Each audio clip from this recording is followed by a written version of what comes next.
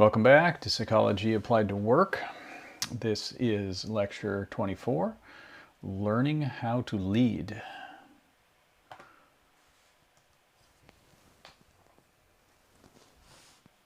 All right, lecture 23, we finished up the content associated with chapter 8 in the book, and we talked about types of leaders. We talked about the hierarchy of leadership, the sort of different titles for the most part, whether it was a corporate structure or a nonprofit structure or an academic structure.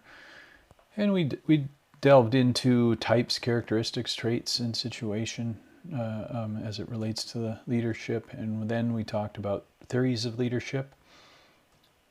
And we talked about leadership styles. And finally, we talked about bad leaders. All right, today is a bonus lecture. This is a topic that there are lots and lots of books out and lots of seminars, and it's kind of one of those things a lot of people aspire to do, and that's to learn how to lead. We will talk about the fact that really not everybody can or should be a leader. I will talk about what should you anticipate as if you go into leadership or your first leadership role. And then we'll talk about as both you grow and your employees grow, how does leadership change, or how should it change? And we're going to talk about this concept of toolbox that we'll bring up quite a bit. And then we're going to talk about knowing what your strengths are and how to scale them, knowing what your gaps are and how to reduce them.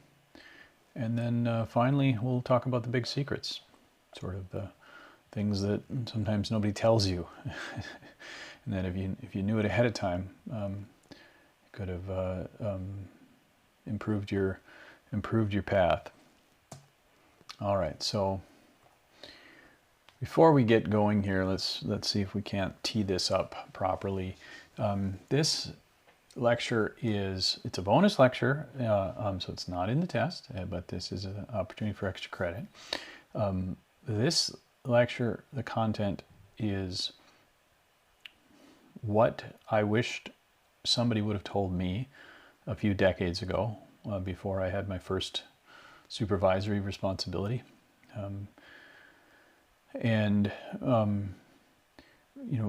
What are the basic concepts? What is some good wisdom?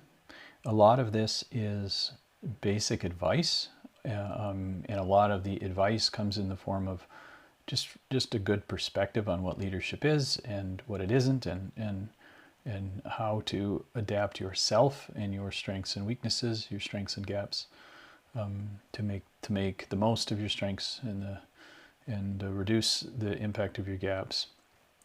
This is not going to be remotely comprehensive. That is not even something you can't even put a comprehensive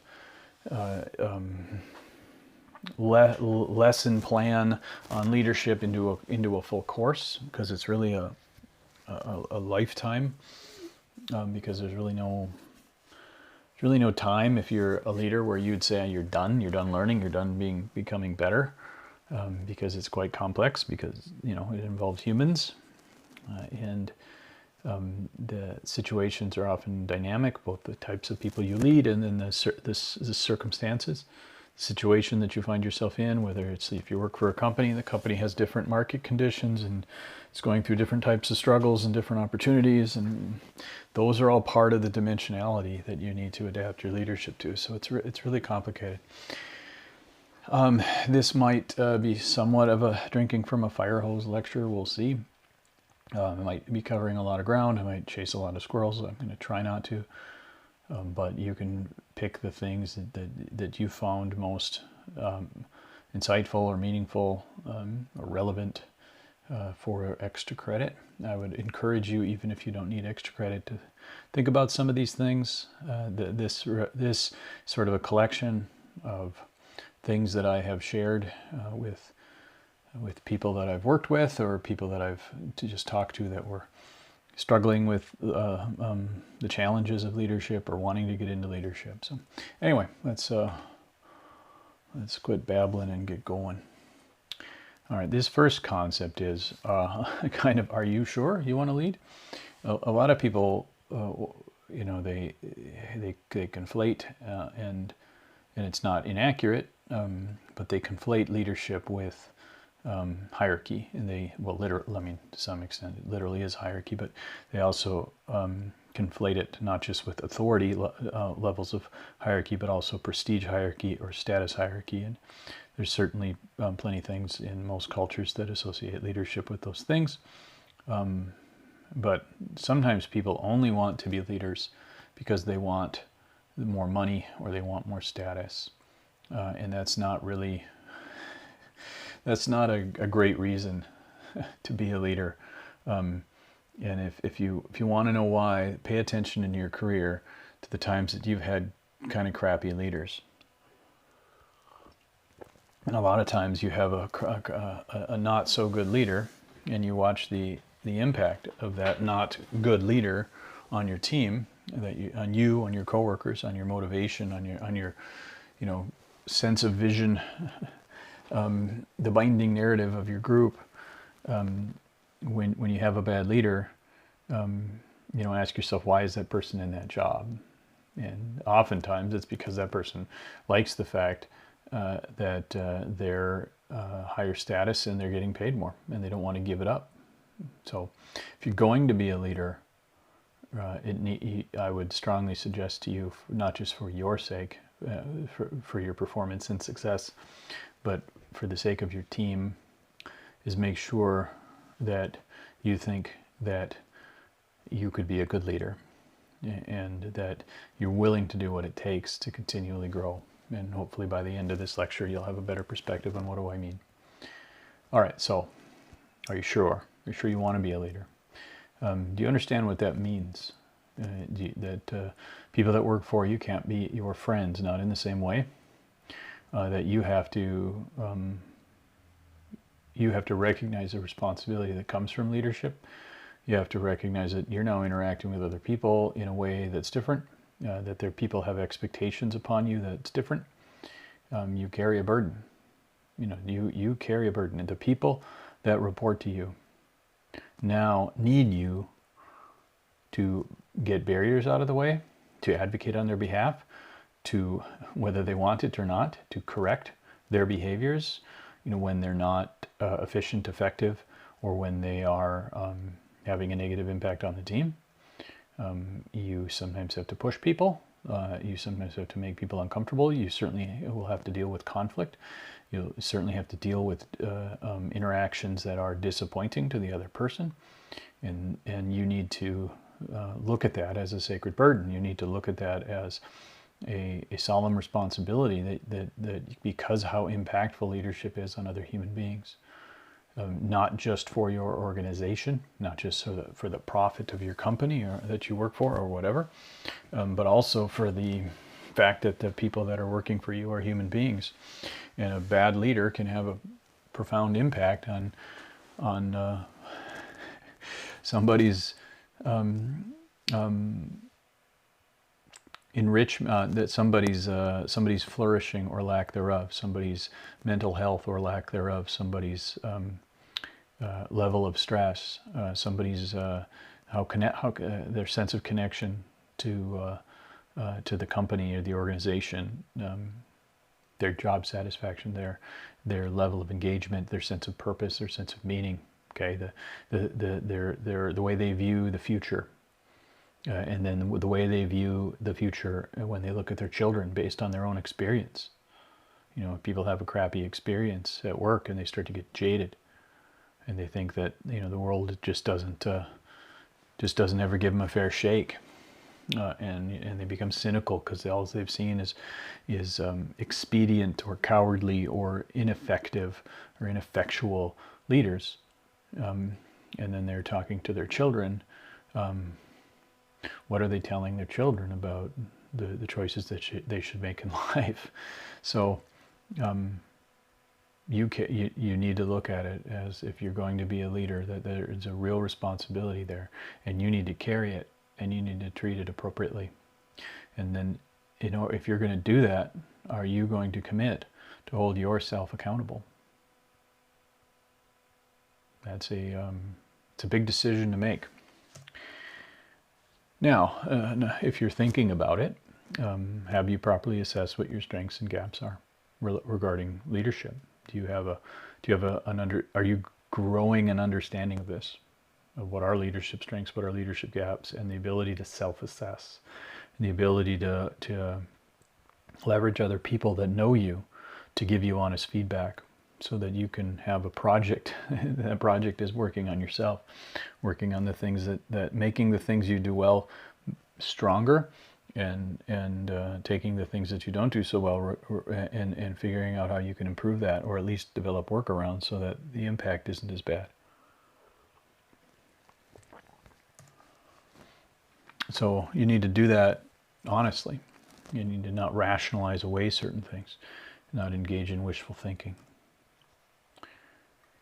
Now, do you know how to mitigate the impact of your gaps? So for myself, I don't have good empathy in terms of, I don't have a good immediate interpersonal empathy. It's not to say I don't have empathy. It's that I don't read situations very well. I don't naturally feel another person's emotional state very well, and it's a very common thing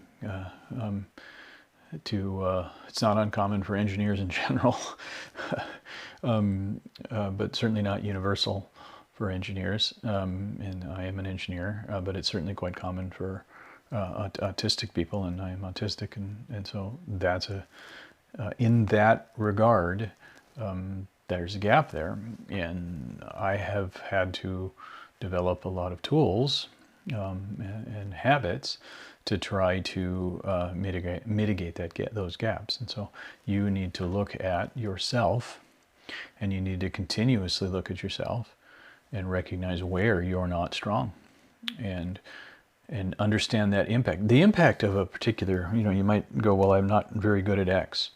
Like people might work for you, and the people might do certain skills, and you might go, I don't know how to do that. Well, that may or may not be a gap. In some cases, it might be a severe gap that you don't understand what they do.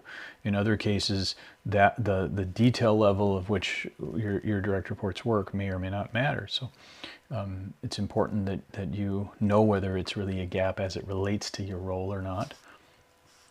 And then if you don't know how, if you've identified a series of gaps and you don't know how to close them, well, work on that. Come up with a plan before finding yourself in a leadership role, or you might find yourself over your head. And then do you have a plan on making the most of your strengths? Do you know your strengths? Do you have a way to make sure your strengths are brought to bear? And do you have a good plan for closing your gaps? And this is this toolbox thing. The toolbox is all sorts of techniques. It's really anything that is knowledge or skills or habits or techniques or hacks, or even productivity tools and apps. I mean, anything that you feel makes you a more effective leader. A toolbox is a metaphor for all the things that you learn and carry with you and can bring to bear at different situations. Are you building one? Do you know? Are you conscious of it? Are you intentionally trying to build it and then put it to use? And then this is important. When you become a leader, you're giving something up, and you're giving up the role of being an individual contributor. So, I mean, early leadership roles, you often are both an individual contributor and a leader. In the case of a frontline supervisor, where you might actually do the same work of the people you're supervising, depending on the role. But when you become a supervisor, and certainly when you go full-time supervisor or manager, where that's your job, you are no longer an individual contributor, and so your sense of purpose, your sense of accomplishment, your job satisfaction, your validation, is now different. It now comes from what is the impact of your leadership on the team? What is the impact of the people that work for you on the broader organization? I mean, your job satisfaction is now sort of indirect, and it's now lagging in time, and some of the things you're going to be involved with aren't going to be joyful and pleasant when you're dealing with poor performance, or if there's really poor financial performance and you actually have to reduce the size of your team in order for the organization to survive. You might not like that at all. So know what you're giving up. So anyway, this slide is not intended to discourage you. This slide is meant to give you a realistic perspective about the seriousness with which you should take a leadership role, and to make sure that it is what you want, and that you think, if you want it, to make sure that you actually have the right commitment to it, and that you think you've got enough strengths and you have a plan for your gaps. All right, so now you find yourself in your first leadership role. What are things you should keep in mind? Well, usually a first leadership role is some sort of first line supervision.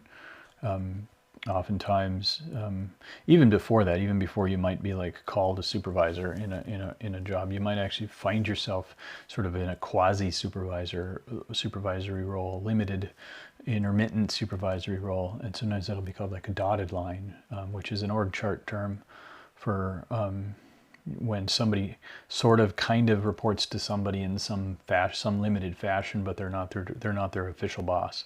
So you'll hear these terms like solid line and dotted line. So a solid line reporting structure is, your boss, your manager, your supervisor, and a dotted line is somebody that you're accountable to in some form for some part of what you do.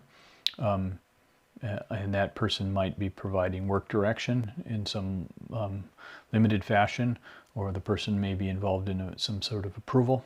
But anyway, so often your first exposure to supervision might be in some sort of dotted line supervision. That might be like for part-time students. It might be with like temporary employees before you would become your first official supervisory role, where you would be solid line.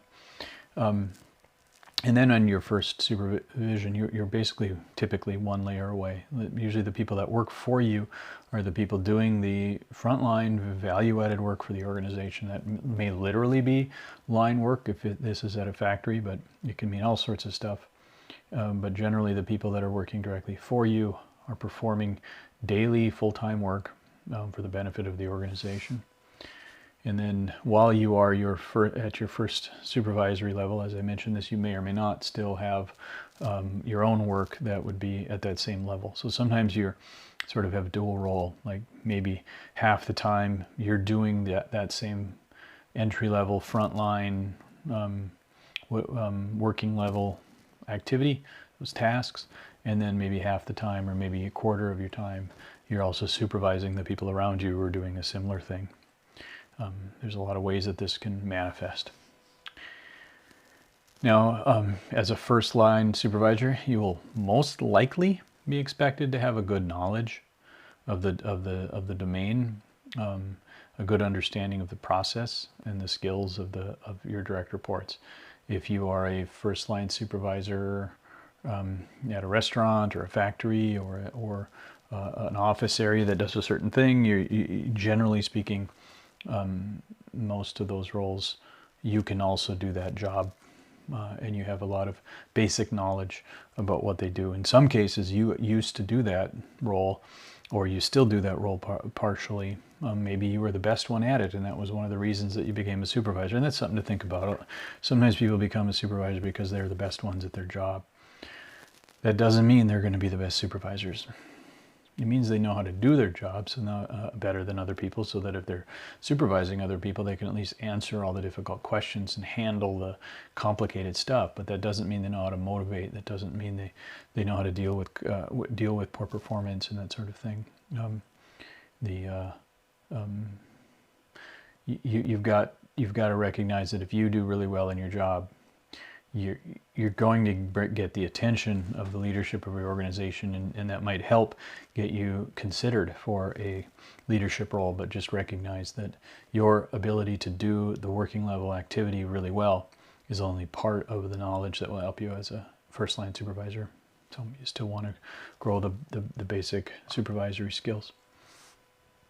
All right, so now that you're in your first leadership role, this is where you start putting that toolbox to use, and you start building that toolbox.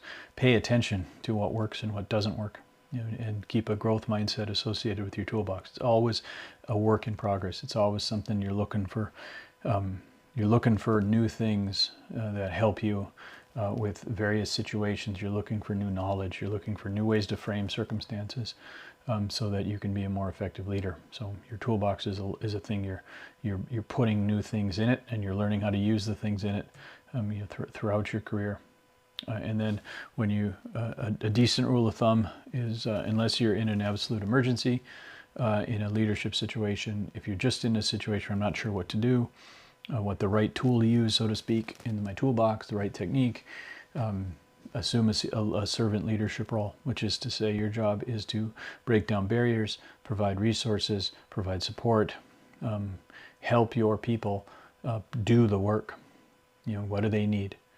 And what are the things that they need to be most effective? And sometimes that means getting things out of their way. Sometimes that means getting them money. Sometimes it means getting them help. And sometimes it means getting them approvals for things.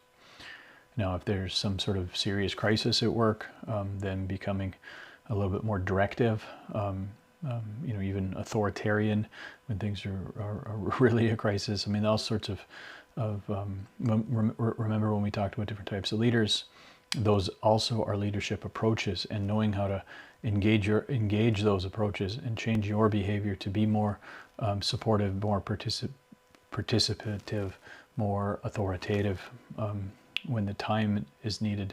That's also part of your toolbox. So yeah, find the balance between being confident directive actions. Okay, Bill, I need you to do this. Sally, I need you to do that. And empathy, which is an understanding that what is the emotional state of the people around you. You may not always want to be directive. I mean, it's a balance, and every person is different, and every situation is different. And then remember, if you give people more agency, they have an opportunity, which is to say you let people make more decisions and let people learn, and learn by failure in some cases, provided it doesn't bring the whole business down. You need to balance that with accountability. You need to have autonomy and accountability in balance with anyone that works for you. Don't hold people accountable for things that they don't have, that wasn't their choice. And don't give people freedom to do whatever the hell they want without holding them accountable in some way. I mean, that it's a circle.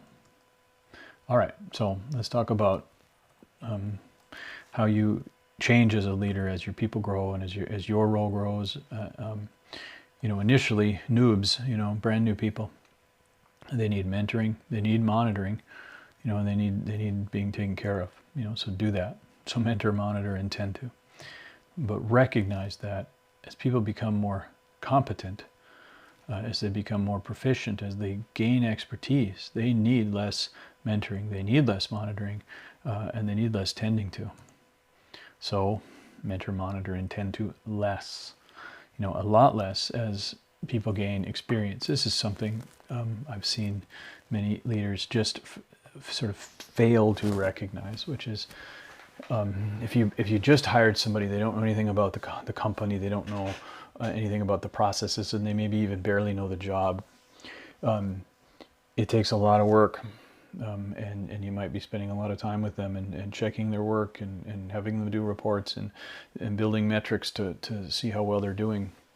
Well, if a couple of years go by and they actually have really learned how to do their job, what are you spending time on with them? Are you putting the same amount of time in on the same kind of checks and the same amount of monitoring?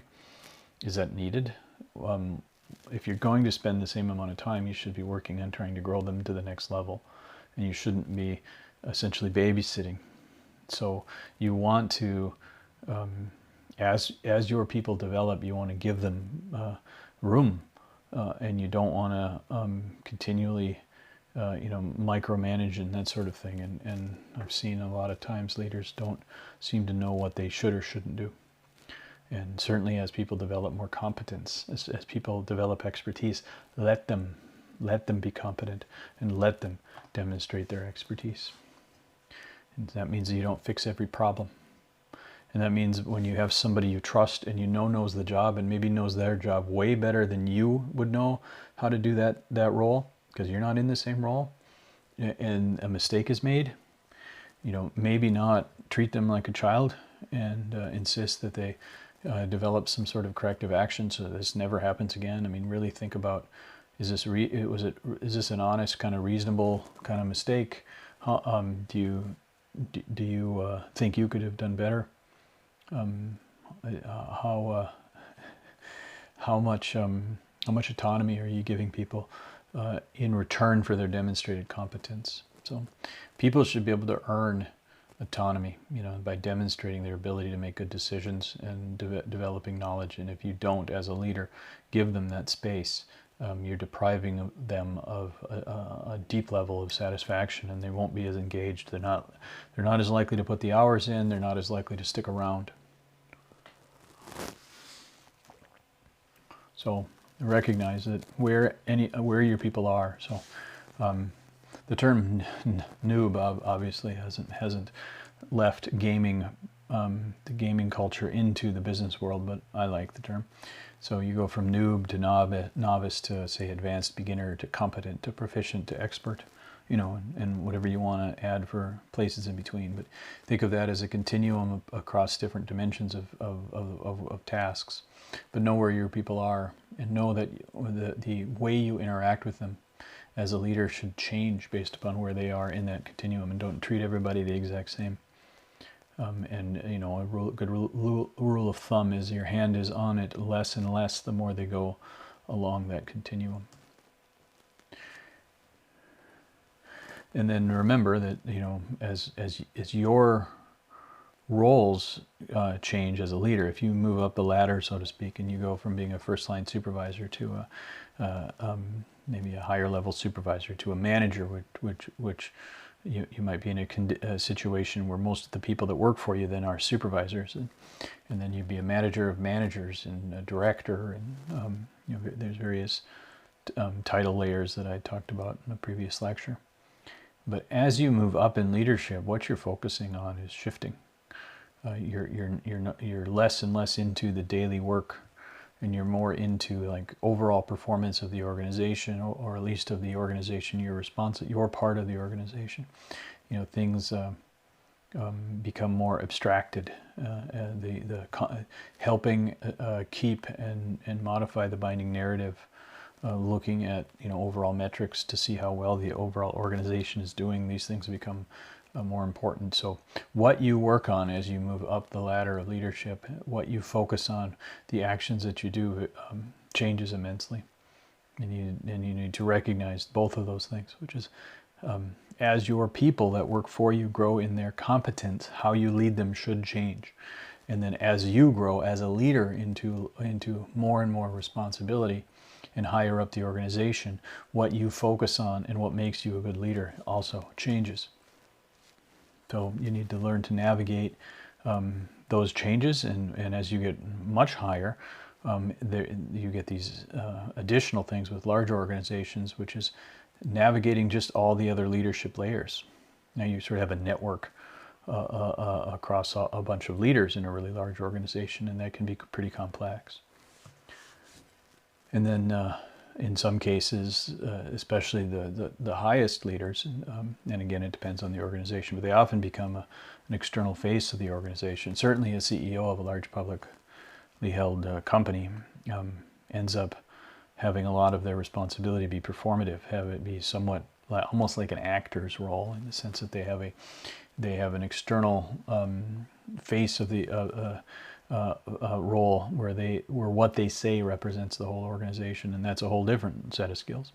But usually the further up you go, the more you get involved in strategic meetings with partners and key customers and key suppliers, and even in some cases the media, and then that skill set becomes more and more important. All right, let's talk about building your toolbox. So maybe the most basic thing is know your company, know your organization. What is its purpose? What's its narrative? What's the explicit narrative? What is it? What does the company say its vision is? I'm using an example of a company. You might work for a nonprofit or whatever, but what is the thing everybody recognizes as the purpose, and the various sub-purposes in different hierarchies within the greater organization? But what's the implicit stuff too? What's the stuff people don't really talk about but it's still present? Really think about that intentionally and understand it. Understand the company's processes. What's the steps with which various things are done? What's the workflow? And this is literally things like how a purchase order gets done, how capital equipment gets asked for, how new hires get processed. You've got a lot of different aspects of any organization has immense processes, and you can't learn all of them. But anyone that comes to you, so for example, if somebody comes to you in your organization that works for you and say, hey, I got a question about my vacation, or I have a question about benefits, or I have a question about how do I fill out this whatever, and you say, I don't know how to do that. You're sort of telling your direct report that you don't understand their job, or you don't care. And then oftentimes you need to help solve problems, and so a good understanding of all of the organization's processes is very helpful.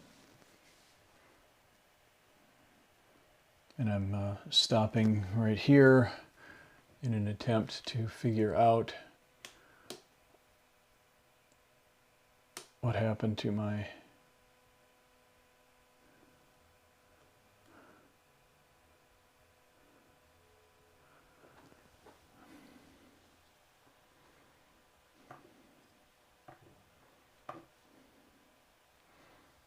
All right, let's get going again.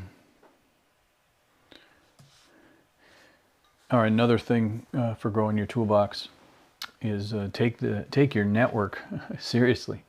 Your network is very valuable. Your relationships that you have within the organization and outside the organization becomes a very powerful thing. It's amazing how just knowing the right person can make your job easier and can make you more effective. Don't discount its value. And then in order for you to make the most of your network, make sure that people's experience of you is that of competence and trust. Work very hard to make sure that you have a reputation of competence and trust. You're not the person who just gossips all the time. You're not the person that complains all the time. You're not the person that doesn't follow through. You say you're going to do something, do it. You say you're going to get back to somebody, get back to them. If you don't think you can get back to them, don't make the commitment. Always deal with integrity and listen well, treat everybody with respect, and over the course of your career, that will pay big dividends. Commit to a lifetime study of people. I'm saying a lifetime study of psychology. It doesn't mean you need to get a PhD in psychology. But at work, in your toolbox should be psychological tools to help understand this crazy complex thing that is human interactions. And then certainly go beyond pop psychology. Be skeptical of pop psychology. Be skeptical of the latest and greatest thing. Be receptive to anything useful. I said be skeptical of the latest and greatest thing, but also be receptive to it if it looks like it's useful. But be cautious of fads. The business world is full of fads. You get a lot of fear of missing out in the business world. You get this new best-selling book Oftentimes some CEO of a big company writes a book and comes up with a couple terms, and people just assume because that company was really successful and that CEO was the one that was in charge during its success, that this person's, 5 ways to be a more effective leader, or, the 3 priorities that every organization should have, or whatever, is the thing everybody should adopt. Don't ignore those things, because sometimes they're good, but also recognize that sometimes they're fads, and you're going to need to be, you're going to need to develop some wisdom to know which ones are worth spending the time on. And part of that, share your experiences and definitely learn from others. And anytime you have a development opportunity to grow your knowledge, to grow your knowledge of people, to grow your knowledge of business processes, just understand the broader aspects of your organization, who your other partners are, or whatever, the market you're in, products or services that you sell, the work that your nonprofit does, whatever it is. Make it a lifetime journey to learn. And then recognize that your toolbox is customized. So you might have things in your toolbox that another manager has. Well, you have strengths and weaknesses, strengths and gaps that are different than that manager's. And so what your tools are in your toolbox, what the things you go to would be dependent upon your strengths and gaps. But also recognize that it's very dependent on the situation. So the person that you're interacting with, your direct report, the particular issue you have, the thing you're trying to do with your whole team, those are situationally unique things that, in combination with your unique strengths and gaps, means that the right tool, the right technique, the right approach is going to be different. So that's the complexity of this beast. All right, let's talk about your strengths and what you can do to scale them. First of all, know them, and don't kid yourself. Don't tell yourself that you're super good at this if you can't actually objectively show that to a skeptical version of yourself. If people that know you really well don't really acknowledge it, be careful about saying it's a strength. Have you really consistently demonstrated it? And then where you have some strength, even if you're fairly new to it, what are you doing to improve it? And even if you're really, really good at something, is it something you could be great at? But then be careful, okay? If there's something you're really good at and you go, oh, I can be great at this, stop and think a little bit, because the amount of time you're going to have to put in to be great is going to come at the cost of something else. So don't make the good enough into perfect, okay? If that means that you don't have the time to focus on some core gap, that's just not good enough. So there are certain gaps, certain missing pieces of knowledge, interpersonal habits that are really off-putting, that are demotivating to people. If you have some pretty big gaps, take care of the biggest before you go and spend a bunch of time taking your strengths and making them better. You got to look at the whole thing as a balance. And then, do you know how to match your strengths to the situation? So I have certain strengths. I can be very analytical. I can be very direct. I can be very honest. Well, certain situations, those are really good strengths. In some situations, being the person in the room that's willing to say the hardest truths, that is not always a strength. There are definitely situations where the best thing to do is not say the hard truth. That you need to let a group work through a certain process before those hard truths are acknowledged. Or perhaps what you're looking at is a pep rally type situation. Is you want people to have some hope, or you don't want to take the wind out of somebody's sails, or whatever. Know how your strengths match the situation, and don't. If you're really good at swinging a hammer and that's your strength, don't swing the hammer all the time. Only swing the hammer on those situations that need the hammer. Otherwise, keep that hammer in the toolbox. So know that your strengths are tools. And then can you match the strengths of the person, which is the same thing like the situation. Situation can be what's going on in the organization, but the situation can literally be the human being in front of you. not everyone wants a thank you note. So that's like how do people like to be appreciated? Some people love a handwritten thank you note. Hey, you really worked hard this past month, and you worked late, and I know that impacted your family, and I just want you to know that I and this whole this organization and your teammates really appreciate how hard you've worked. A little handwritten note. Like that's, for some people, that is amazingly effective at making them feel good and really feel energized that all that effort was for the best, and that they'll give you the shirt off their back next time again. But some people don't care about that. So what is it that people like? What is it people don't like? Recognize that the situation is also the person.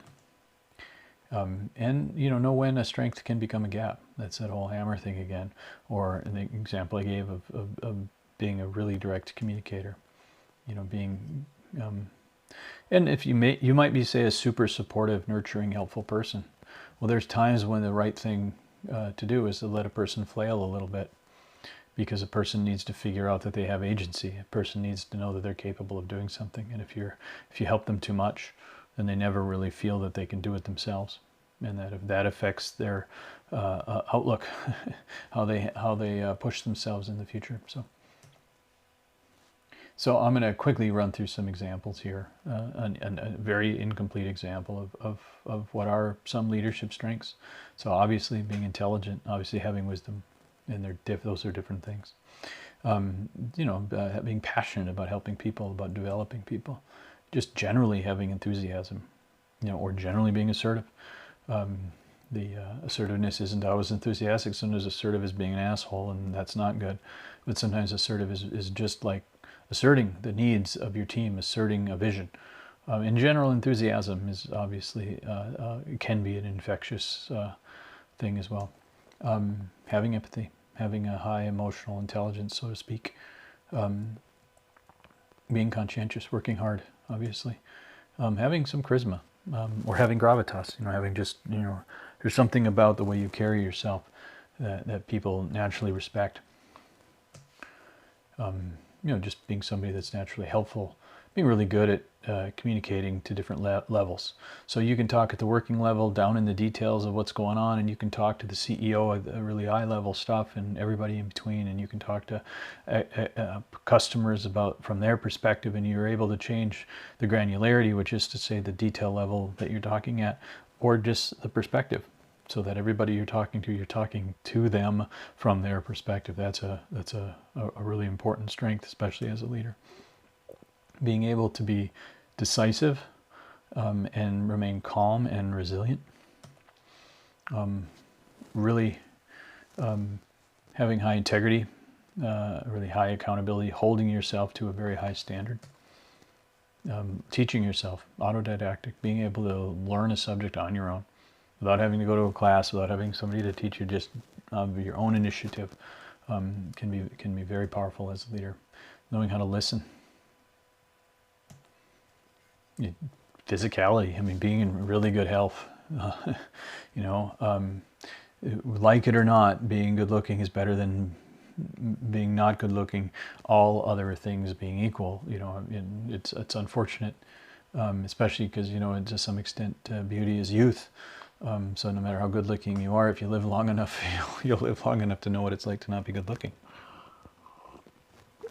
And this is just and health is a big deal. There are people that they have a terrible back issue or a chronic pain issue or something very debilitating, and that can sap their energy, and that actually can be very detrimental to how hard they can work, to how well they can focus, and that sort of thing. And so if you just have your health, if you're relatively free from pain and you can walk around with energy, that's a wonderful thing. And if you're a leader, oftentimes you have to be very resilient. You have to show a lot of stamina. You might have to travel a lot, and those things can be strengths. Being results focused, not being lost in problem admiration, prefer solution admiration. Driving a group to get something done and not to just discuss things. And being comfortable with complexity. and generally having drive. All right, let's talk about reducing your gaps. And start with, if you can't actually say what your gaps are, you're not paying attention. You're not paying attention to yourself. If you don't know, at least, I could work on this, this, I'm trying to work on this, I'm not sure how to work on this, this part's getting smaller, this part, for whatever reason, seems to be getting worse. I need a better strategy for, this part. Whatever those words parts are, should relate to tangible things you can describe in terms of individual differences applied to you, and gaps to being a good leader. So if you don't have any gaps, you're deluding yourself. Because whether you can see them or not, your direct reports will. Direct reports might not be able to identify this is the gap that you have, but they will definitely feel it in how it manifests and gets in the way of your leadership. And might be because it's off-putting, might be because it's disengaging, might be because it just doesn't feel like just doesn't seem as competent as other leaders. And you're definitely you're on display. Your direct reports are on display to some extent to you if you're paying attention. Well, your leadership is on display to your direct reports, and they'll never tell you the absolute truth to some extent, because it's a lot of it is implicit, even if they try to tell you. But it would be a wonderful thing to be able to see yourself through the eyes of your direct reports, to understand what your real impact is, and then bring that back into yourself to improve yourself. And to the extent that you can try to do that, that will be very helpful. And sometimes, you don't have to obsess about getting rid of a gap. Sometimes just compensate for it. So I'm really bad about writing thank you notes. I'm really bad about like interpersonal, empathetic things, and so I try to compensate for it by like more intentionally, explicitly talking about how important it was that they're something that they did and how valuable it was, and really try to even if it's somewhat analytical, describe why what they're doing is valuable. If instead of me being able to, hey, that was really great what you did, I'm that kind of affective, emotive characteristics are not something that I do readily, and so I can be kind of always sort of, I don't know, I think that the term is resting bitch face. I don't know if that's an inappropriate term or not, but this low affect kind of countenance can be, it's kind of like working for a robot sometimes. And so I need to make sure the words that I say, communicate the meaning, that the empathy is the empathy is not coming through to on my face. So that's just some examples.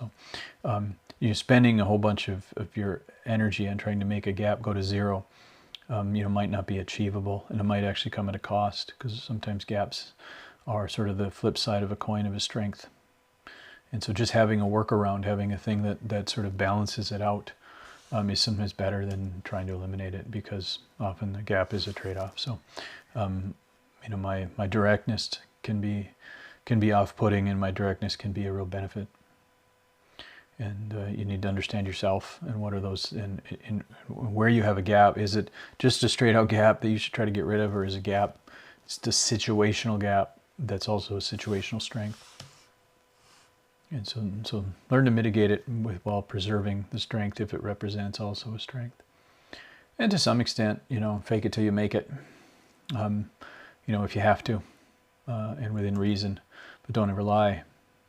But if you don't feel you're fully up to speed and you're in a leadership role, the people that work for you don't need to see you in a panic. In fact, it's quite disengaging to see your leader in a panic. And so, putting on a countenance of calm, even if inside you're going, I don't know what the hell I'm doing, that to a certain extent that's appropriate. Again, within reason, and without doing something that is at some level a real lie. But oftentimes everybody is stretching themselves a little bit. And if you truly believe you know exactly what you're doing all the time, you're probably deluded. So a little bit of a doubt is good, and not letting people see that doubt is often also good. Again, devil's in the details. Build habits in general, work on just good habits that can help mitigate or close your gaps. If you have an issue with following through, well, what's a habit you can do? Post-it note, end of the day, I try to be, at exactly 5 o'clock, I make a list of the things I failed to follow up on so that I do it right away in the morning. Whatever it is, some sort of habit-forming things can be helpful. And that is not going to be easy. And then dedicate yourself to lifelong improvement. And if people see your efforts, if people see that you're actually working on that, they'll appreciate that. And so you don't have to be perfect. If people know that you're trying. All right, some examples of gaps.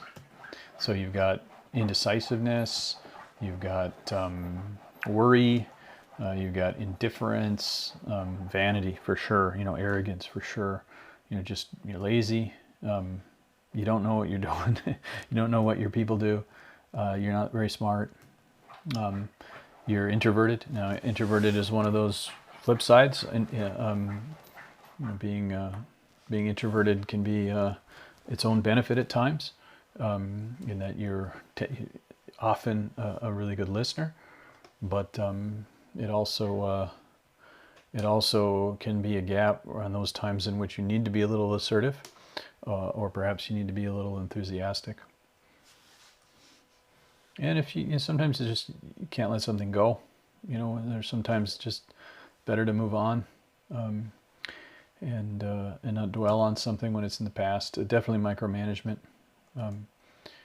Failure to recognize 80-20. We'll talk about that in a second. Failure to recognize when a bad thing happened, just because sometimes bad things happen. And don't go chasing root cause on every single thing. Don't be looking to assign blame on something that's really so multifaceted that it really shouldn't blame anybody, because it was just one of those things that happened. And it's good to recognize that just sometimes random events happen. Don't delegate everything. Know what the things are that you should actually do. Don't revel in being in charge.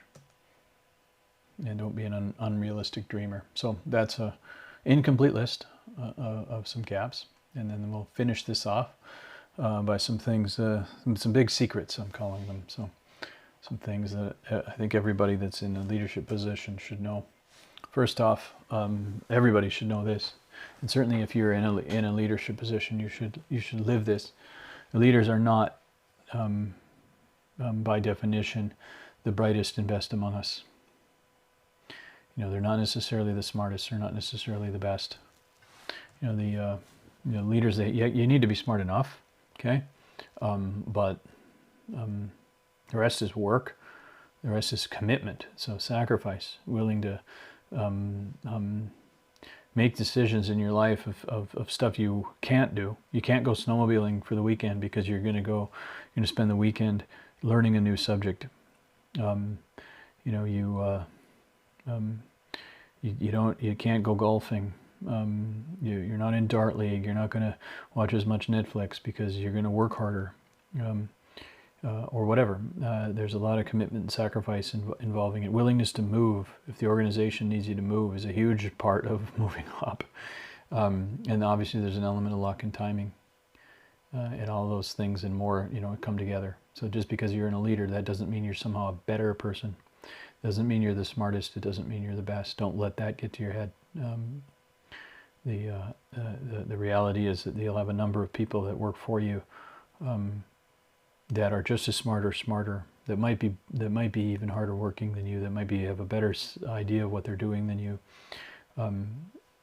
so don't fall to the fallacy, that hierarchy equals worth. And then recognize imposter syndrome. Don't worry about it. So if the whole idea of This is, people are going to find out I'm not who they think I am. I'm not as good as they think. Or, I mean, it's how you act that matters. Okay, if you feel like you're an imposter, you're doing that to yourself, and that's okay as long as it doesn't drive indecision. Because what you do, how you act, is what matters. If every day you're thinking, people are going to find out I don't know what I'm doing. Okay, well, did you act? Did you do your best? Did you move forward?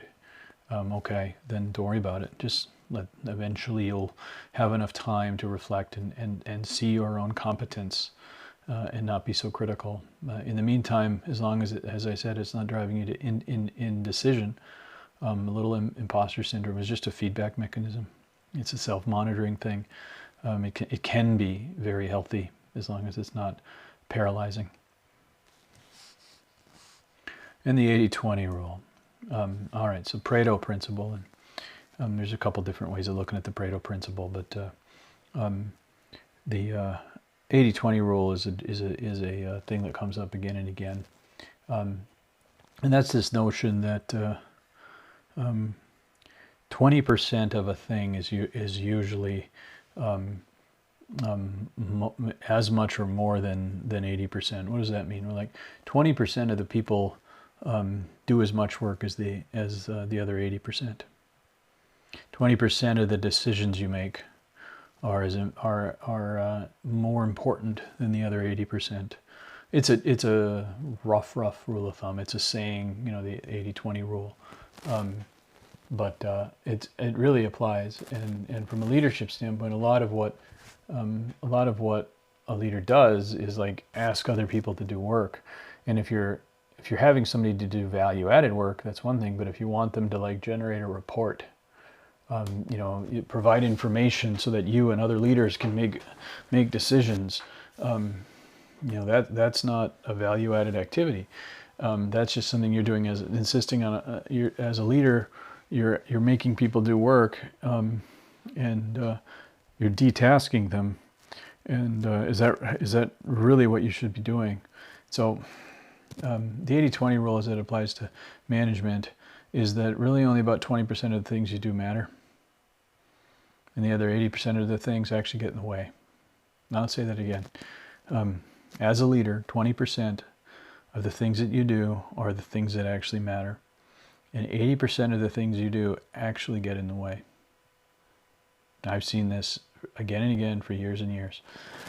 Here is the difficult part. How do you know which is which? That's the hard part. And they don't come with beacons. The stuff that matters doesn't flash, because you'll be part of an organization that thinks all of it matters. You'll have other managers. You'll have your own leaders that are telling you that it all matters. You'll have processes in place that tell you you're supposed to do all of it. You'll read books that makes you think you should do all of it.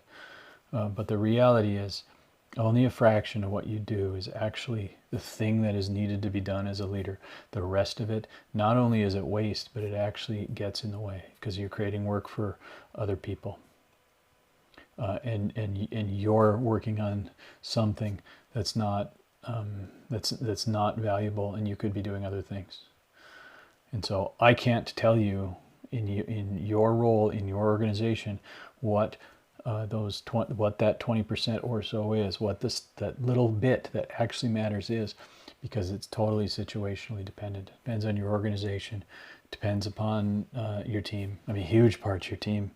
If you can get a good team and you can cultivate and grow that team so everybody knows their job and everybody is working in an aligned fashion, man, you barely have to do anything. Just get out of the way and look ahead and get barriers out of the way of your team.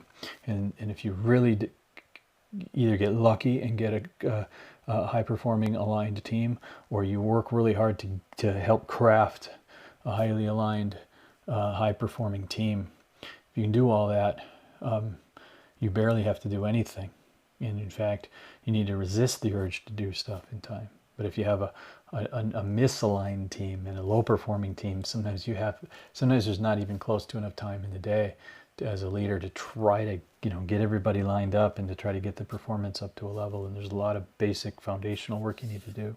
So that doesn't mean at all times only 20% of your tasks need to get done. Sometimes the 20% of things that need to get done really could take 100 hours a week, but the other 80% ideally could just go away. The problem's going to be your system that you work in, the processes, the people within the organization, what your manager that you work for thinks a good leader is supposed to do. Often those things will still require that you do much of the rest of the stuff. But a powerful piece of wisdom for you if you become a leader is to make it your mission to try to understand what's the 20%, what's the 80%, and try to figure out how you can not do as much of that unneeded 80% and how you can maximize on that 20%. Another thing to remember is that leaders themselves have leaders, and they often are limited, structured by their organization. So you have your agency is constrained. So there's things you can do, there's changes you can make, and there's going to be some changes that you can't make. And don't beat your head against a brick.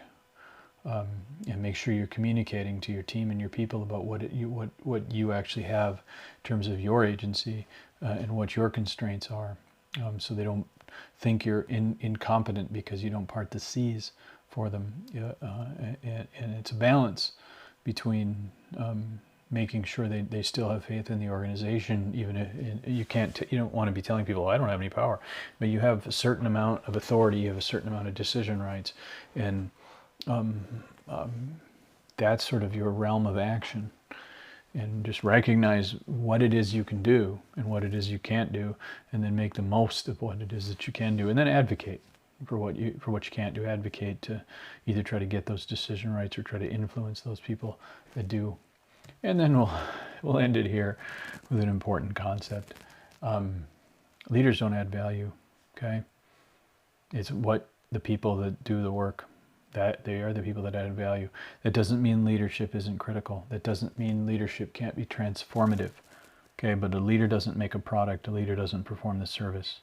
A leader is there to try to foster an environment where excellence happens. Okay, but you are not the excellence. Excellent leadership is an indirect term. Nobody pays money for a product or a service because they want leadership within that organization. They are paying money for a product or service, and a good leader can help foster a team that creates great products and service. But don't kid yourself into thinking that what it is you do as a leader is the value, because you are not the value. Your team is the value, and their output is the value. And keep your head screwed on straight in that regard, and you'll be more effective. And then remember, leadership layers are expensive. And when you're growing, a lot of times you need leaders just to keep everything together when you're adding new people and moving in directions. But when you start to shrink, often the leaders are the most expensive thing that you suddenly realize as an organization. You don't need as many anymore, so don't be an expendable one. Recognize if you have a leadership role, you're often higher paid, and you're often working sort of indirectly, and the result of your performance, usually happens down the road a little bit. That your organization could experience some financial turmoil and have to shrink, and you don't want to be seen as an expensive person that really doesn't do that much. So make sure that you are that you're the best leader in your organization. Anyway, so these are some things to think about. And that is the end of the bonus lecture. Hope some of that was valuable. We talked about learning how to lead. We recognized, hopefully you recognize, that not everybody can be a leader. And then we talked about your first leadership role. And we talked about how you lead should change as the people that work for you grow in their competence. And we talked about your toolbox and the lifelong process of building your toolbox. Talked about your strengths and how to scale your strengths. We talked about your gaps and how to reduce your gaps.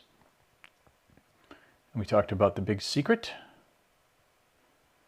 And next week we will start chapter 25, and that is on motivation.